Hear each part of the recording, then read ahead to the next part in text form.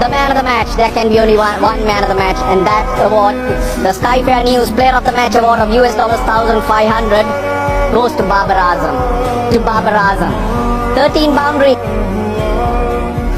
Mrs. Karna will also present the green cap for the leading run scorer in the tournament, and that's Babar Azam. He's pinched it from Tim Seifert, who received it earlier in the evening.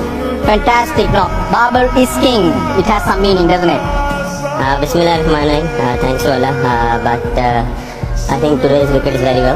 So we just planned first 6 over we are utilized, and I think we'll utilize, and then later on we just trying to match our run rates, and thank God, Alhamdulillah, it's successful. Talk us through the 188 when you went out there. You did feel you can get it?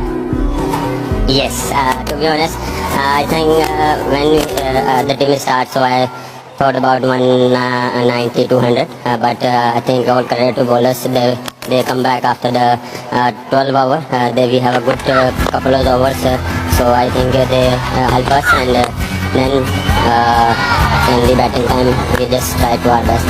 Those first 2 boundaries in the first over, that probably would have told you that, hey, we can hit through the line and get these runs.